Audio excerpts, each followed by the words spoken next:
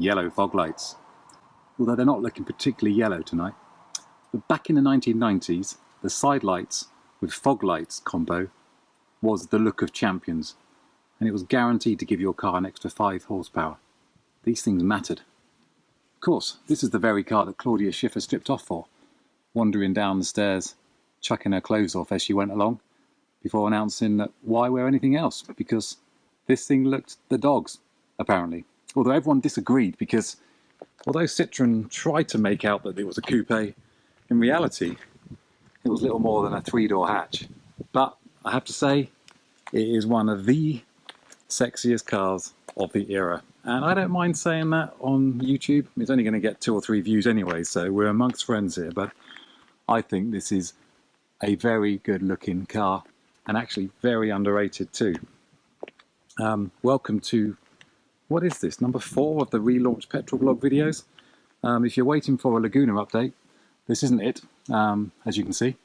But don't worry, the Laguna hasn't disappeared in a puff of warranty claims. That'll be coming up soon.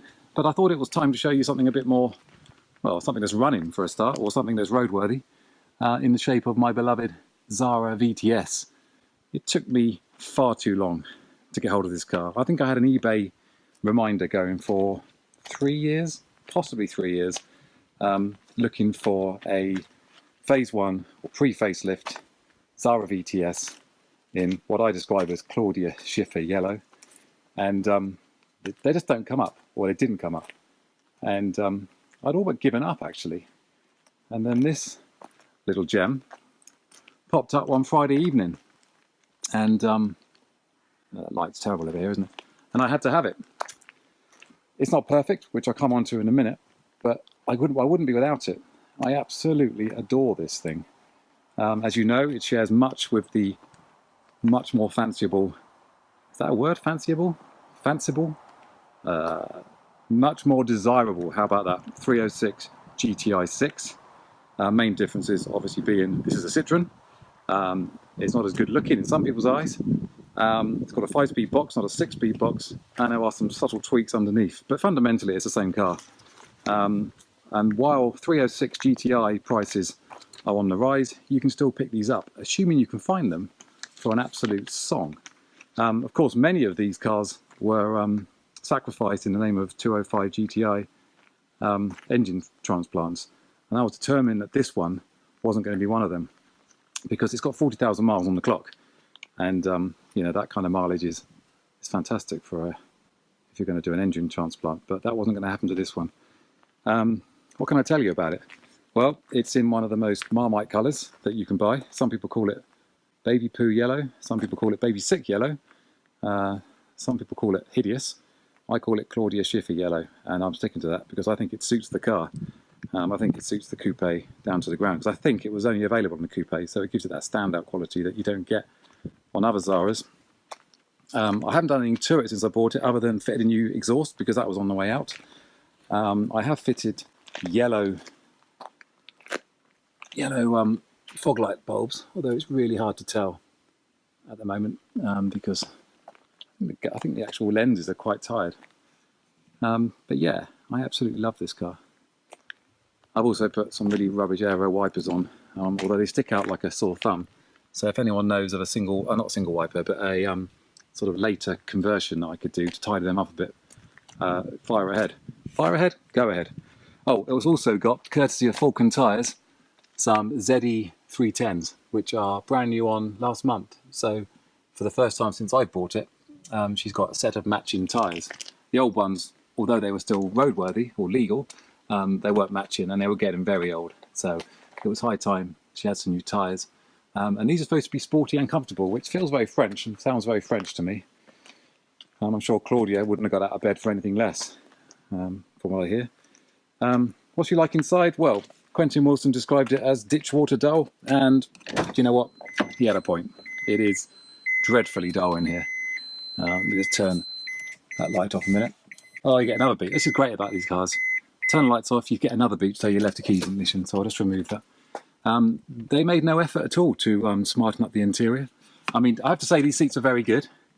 The seats are extremely comfortable. You could get leather, and I've seen a leather set on eBay, which I should have bought. It went for 100 quid. I should have bought it.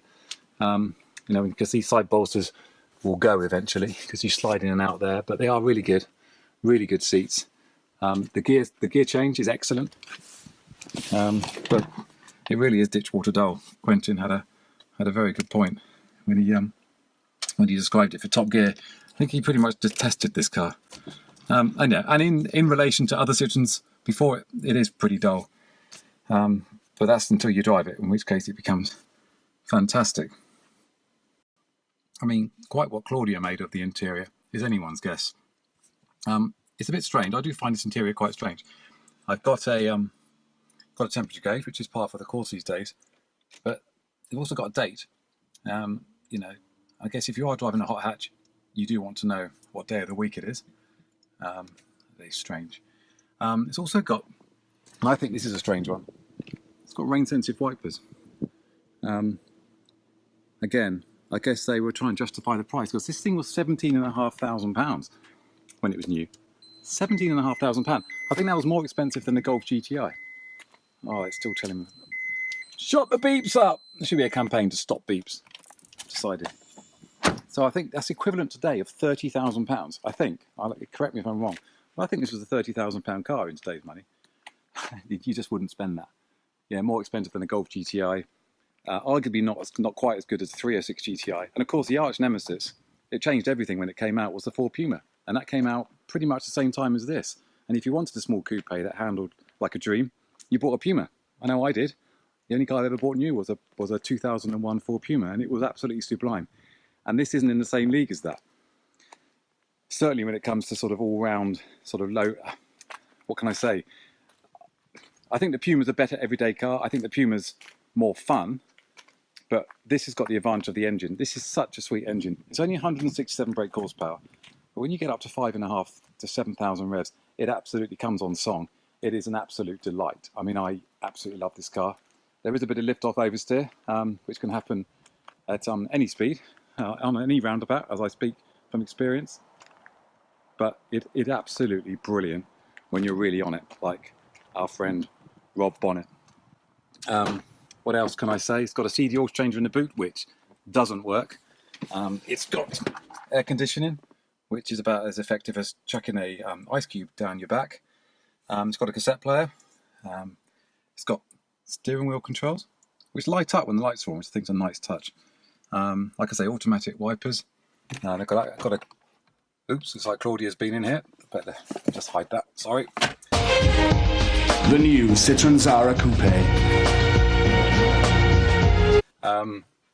And what I think are the weirdest door pockets I've ever known in a car. It looks like they're just sort of armrests, but you can kind of open them up.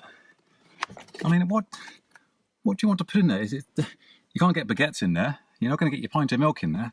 It's a really strange place. You've got a little place to store. I suppose you could store coins on that for the French auto routes, but it's just a very bizarre place to put a cover.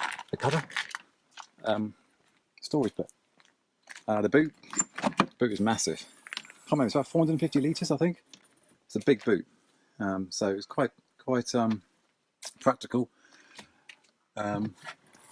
Yeah, the big thing about this car, the only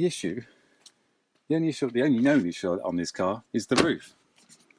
As you can see, it's suffering from a disastrous case of lacquer peel, and getting dreadfully worse as well. And every time you wash it, it kind of flakes off like a Head and Shoulders advert. Although Head and Shoulders obviously don't want it to flake off, so maybe I should apply some to the roof. But it's particularly bad, and I'm not sure if you can tell in this light. But and this was the thing that struck me because I bought it blind. In fact, I did the deal offline, did the deal over the phone before I picked it up from Woking. And one thing that struck me when I picked it up is, I don't know if you can tell, but it's a slightly different shade of colour from the front to the back, which is strange because it's got its original number plates, its original sort of dealer number plates, got its original glass, all the panels look original, and there's no signs of any accident damage. So I thought, well, oh dear, what should I do? Did some homework, went on Google Street View, and I found this car parked outside its address in Sussex, in a very sunny position. Half the car was parked in the shade, i.e. the front half, and the back half was parked in full sunlight, full blazing sunlight. So it looks like the back of the car has been bleached and the front of the car has been protected by the privet hedges. But incidentally, it was parked next to a XM estate, so the guy was clearly a Citroen fan. So yeah, that's the only issue. It doesn't affect the driving, obviously. It doesn't affect the way how much I love the car, but it is something that is quite niggly. And of course, you've got that issue as if I do respray the roof or wrap the roof or whatever I decide to do it. Do I match it to the front or do I match it to the back? Who knows? We'll soon find out.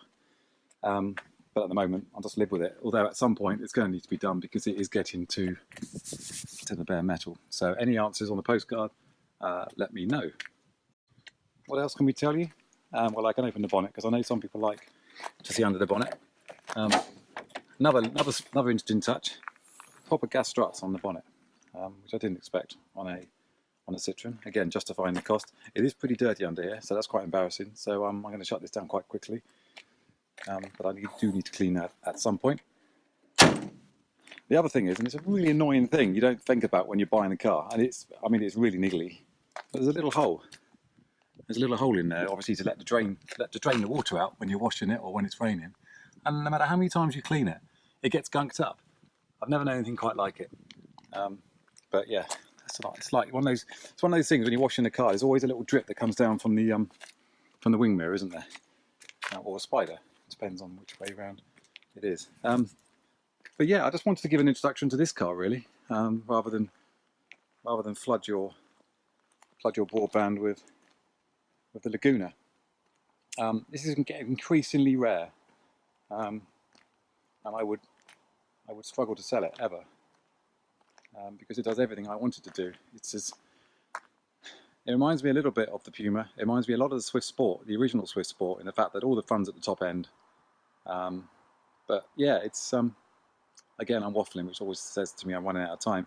I think the next time we review this car, I think we should take it out on the road and give it a proper road test. If anyone's interested in that, if not, let me know. And the next video will probably be unveiling the mystery car. So contain yourself, like and subscribe. I think I've got to say that, and also check out the new and improved PetrolBlog.com, which launched yesterday. So I'd be grateful for your comments and your love. Really, is that what I say? So from me and Claudia, that's the car, by the way. Thank you and good night. So, why wear anything else?